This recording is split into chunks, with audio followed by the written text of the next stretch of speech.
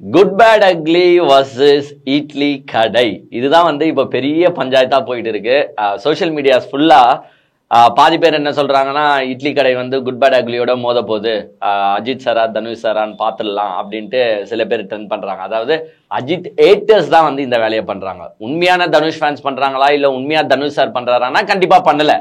ஆனா அஜித் ஏட்டர்ஸ்னு ஒரு டீம் இருக்கு பாருங்க, யார சொல்றேன்னு உங்களுக்கு நல்லாவே தெரியும். இந்த டீம் என்ன பண்ணுன்னா, ஐயோ டீசர் வேற என்னடா இவ்வளவு சூப்பரா இருக்கு, இப்படியே போனா நல்லா இருக்காது, எதனா குரலி வித்தை நம்ம பண்ணியே ஆகணுமேன்ட்டு என்ன பண்றாங்கன்னா, தனுஷ் சார் மோத விடுவாரு. தனுஷ் சார் வந்து is capable of doing everything. அவர் வந்து ரிஸ்க் எடுப்பாரு.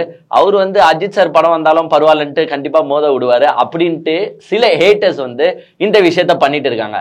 ஆனா ஒன்னே ஒண்ணு வந்து அஜித் ஃபேன்ஸ்லாம் சொல்றது ஒன்னே ஒண்ணுதான், யாரா இருந்தாலும் வாங்க, மோதணும்னு முடிவு பண்ணிட்டா மோதிக்க அஜித் சார் ஃபேன்ஸ்லாம் ரெடி தான்.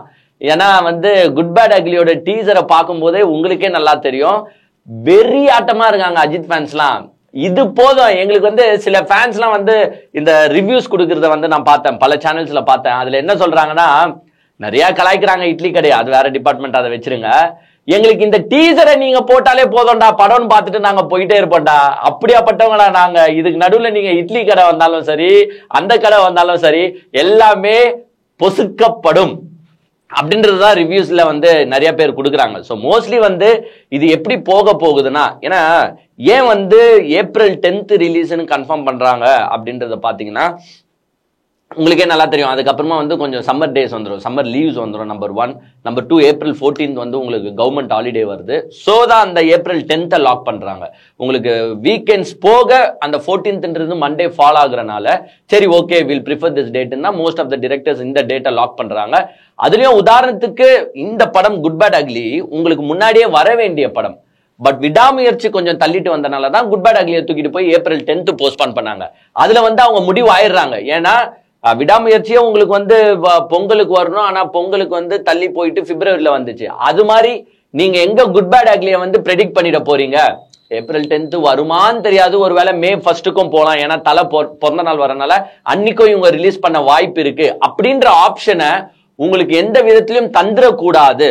பிகாஸ் அப்படி ஒரு ஆப்ஷனை ஏற்படுத்திட்டா மற்ற படங்கள் வந்து எங்க உக்காந்துடும், அந்த டேட் ஆக்குபை பண்ணி அவங்களும் வந்து நெக்ஸ்ட் மன கஷ்டப்பட தேவையில்ல. அதனாலதான் முன்னாடியே வந்து சொல்லிட்டாங்க, ஏப்ரல் 10th நாங்க 100% வரோம், யாருன்னா வரதா இருந்தா வாங்க, இல்லைன்னா போஸ்ட்பான் பண்ணிக்கிறது இருந்தா போஸ்ட்பான் பண்ணிக்கோங்க அப்படின்ற விதத்துல தான் April 10th we are coming for 100% sure அப்படின்றத மேக் அவுட் பண்ணிட்டாங்க. சோ இப்போ டிசிஷன் எடுக்க வேண்டிய இடத்துல யாரு இருக்கான்னு பாத்தீங்கன்னா இட்லி கடை. இப்ப இட்லி கடையோட ப்ரொடியூசர் யாரு?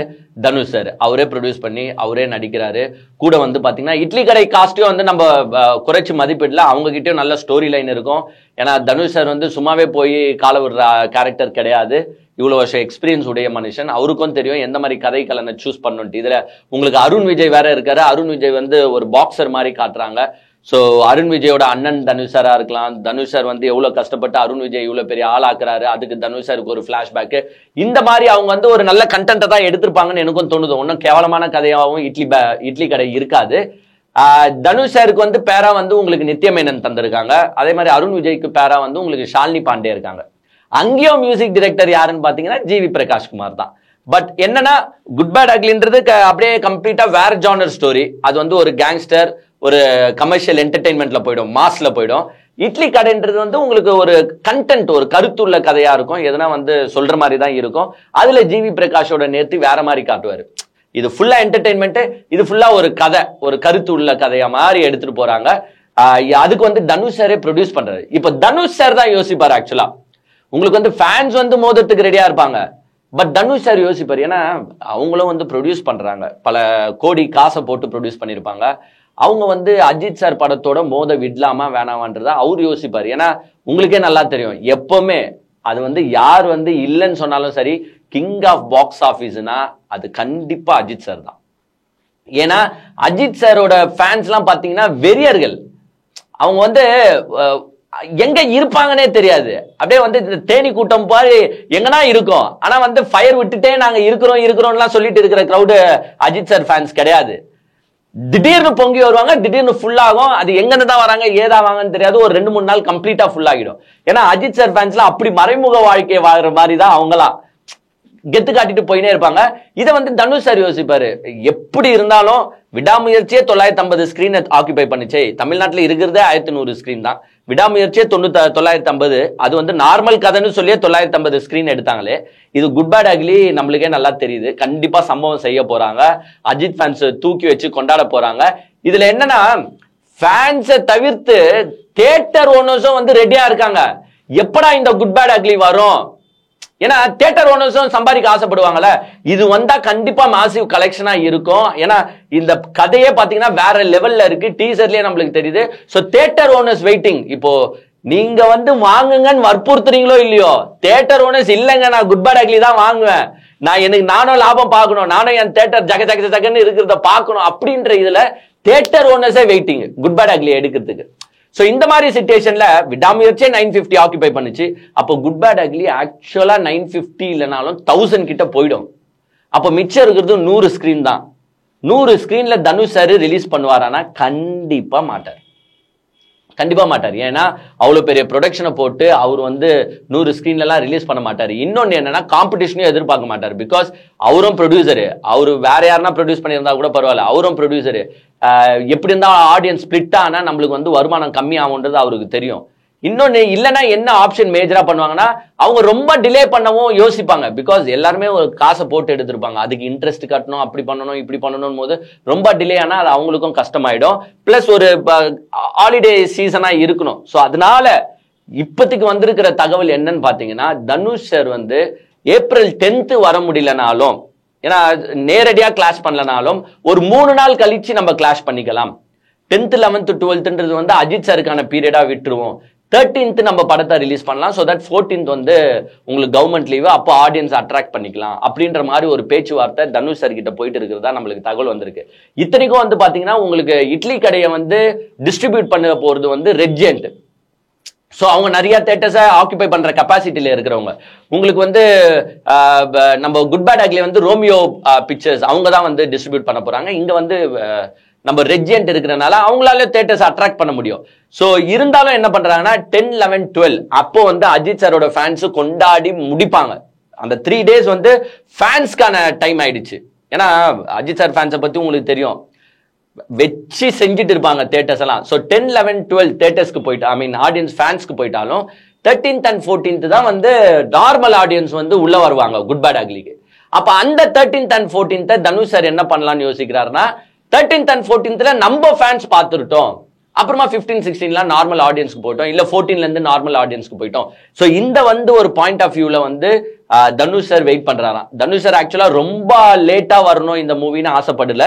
சோ ஒரு பிளஸ் ஆர் மைனஸ் ஒரு 1 or 2 daysல ரிலீஸ் பண்ணா ஒரு அளவுக்கு நம்மளாலையும் வருமானத்தை எடுக்க முடியும் அப்படின்னு தான் தனுஷ் சார் நினைச்சிட்டு இருக்காரு. So Good bad Ugly versus Idli Kadai நம்மளுக்கு தெரிஞ்சு 100% டிரெக்ட் கிளாஷ் கிடையாது. ஸோ ஃபேன்ஸ் தனுஷ் ஃபேன்ஸை கேட்குறேன். அஜித் ஃபேன்ஸ் வந்து போயிட்டு நார்மலா வந்து பேசுறது இல்லை, தனுஷ் ஃபேன்ஸும் நார்மலா போயிட்டு அஜித் சார் ஃபேன்ஸை வந்து இழுக்கிறது இல்லை. இந்த ஏட்டஸ் தான் நடுவில் பூந்து வில்லங்கத்தை இழுத்து விட்டுன்னு இருக்காங்கன்னு வச்சுக்கோங்க. இருந்தாலும் டிரெக்ட் கிளாஷ்ன்றது 100% கிடையாது. ஸோ நீங்க வந்து இதுல வந்து தள்ளு முள்ளு போட்டுக்கின்னு இது தேவை கிடையாது. ஏட்டஸ் ஒண்டி அந்த வேலையை பார்த்துக்கோங்க. இப்போ இதுல இன்னொரு இது என்னன்னு பாத்தீங்கன்னா குட் பேட் அக்லில உங்களுக்கு எந்த கேரக்டர்ஸ் இருக்கு எந்த கேரக்டர்ஸ் இல்லைன்றதே தெரியல. பாதி பேருக்கு என்னன்னா இப்போ உங்களுக்கு வந்து சில கேரக்டர்ஸை காட்டிட்டாங்க. பாதி பேருக்கு சில பேர் என்ன சொல்றாங்க, எஸ்ஜே சூர்யா இருக்காரு உள்ள, ஆனா எஸ்ஜே சூர்யா இருக்கிற வாடையை கூட நம்மளுக்கு காட்டல. எஸ்ஜே சூர்யா இருக்காரு உள்ள, டி ராஜேந்தர் சார் பாட்டு பாடி இருக்காரு, சிம்ரன் மேடம் இருக்காங்க. சோ இவ்வளோ வந்து குட் பேட் அக்லி வந்து இன்னுமே இடன் சீக்ரெட்ஸா வச்சுட்டு இருக்காங்க. பாதி தான் வந்து உங்களுக்கு டீசர்ல தெரிஞ்சிருக்கு, பாதி காஸ்ட்டை தான் நான் உங்களுக்கு காட்டியிருக்கேன்.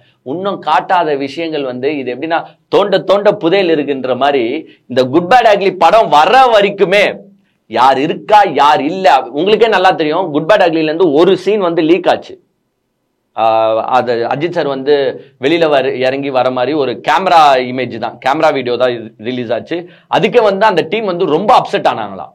எப்படி இந்த இமேஜ் இந்த வீடியோ வந்து வெளியில போச்சு, நாங்க வந்து கண்ணும் கருத்துமா எடுத்துட்டு இருக்கோம், ஒரு சீன் கூட வெளியில போகாம எடுத்துட்டு இருக்கோம், எப்படி இது போச்சுன்ட்டு கம்ப்ளீட்டா. அதுக்கப்புறமா பாத்தீங்கன்னா உங்களுக்கு ஆத்விக் வந்து ரொம்ப ஸ்ட்ரிக்ட் ஆக்கிட்டாராம். இனிமேட்டு வந்து எந்த சீன்ஸும் சரி எந்த பிக்சர்ஸும் சரி வெளியில போக கூடாது.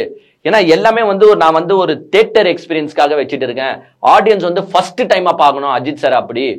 ஏன்னா ஒரு அவங்களுக்கு வந்து ஒரு ஐப்லயே நான் உட்கார வைக்க போறேன். இட்ஸ் அ ஃபேன், நான் எடுக்கிற படம், அஜித் சாரோட ஃபேன் எடுக்கிற படம். ஸோ ஒரு கெத்தா எடுப்பேன், மாசா இருக்கணும்ன்றதுல வந்து உங்களுக்கு வந்து ஆதிக் ரவிச்சந்திரன் மிக தெளிவா இருக்கிறாரு. ஸோ பிசுறு தட்டாம தான் அந்த படத்தை எடுத்திருக்க போறாரு. It's going to be really a treat for Ajith fans. அது மட்டும் இப்போ வந்து என்ன சொல்றாங்கன்னா, அஜித் ஃபேன்ஸ் மட்டும் இந்த படத்தை எதிர்பார்க்கல, ஜென்ரல் ஆடியன்ஸே வந்து பா என்னையா டீசர் இப்படி கலக்குதையா, இதுதான் அஜித், யார் அஜித் ஃபேன்ஸ் சொல்ல, ஜென்ரல் ஆடியன்ஸ் இதுதான் அஜித், இந்த அஜித்தை தான் நாங்க பார்க்கணும்னு ஆசைப்படுறோம், இதுதான் பழைய அஜித், இதுதான் பழைய மாஸ், இதுதான் பழைய கெத்து, இதுக்காக ஜென்ரல் ஆடியன்ஸும் இப்ப வெயிட் பண்ணிட்டு இருக்காங்க. ஸோ ஏப்ரல் 10th எல்லாருக்கும் ஒரு ட்ரீட், எல்லாமே ஒரு சர்ப்ரைஸ் இருக்கு. அதுக்கு முன்னாடி உங்களுக்கு வந்து நிறைய ட்ரெய்லர்ஸ் வரப்போகுது, ட்ரெய்லர் வரும், சாங்ஸ் வரப்போகுது. இன்னும் சாங்ஸ்லாம் எப்படி இருக்குதுன்னு நம்மளுக்கு தெரியல. அதுலயும் கண்டிப்பா ஆதிக் வந்து ஃபுல் கான்சென்ட்ரேட் பண்ணியிருப்பாரு. ஸோ ஏப்ரல் 10th முன்னாடியே நிறைய விஷயங்கள் இருக்கு. ஏப்ரல் 10th நம்மளுக்கு கண்டிப்பா பெரிய தீபாவளி தான். அன்னைக்கு வந்து ஒரு 3 நாள் கழிச்சு திருப்பி இட்லி கடை வரலாம், இல்ல போஸ்ட்பான் ஆகி அதுக்கு பின்னாடியும் போகலாம். So April 10th it's a treat for Ajit fans. Good bad ugly மாமே.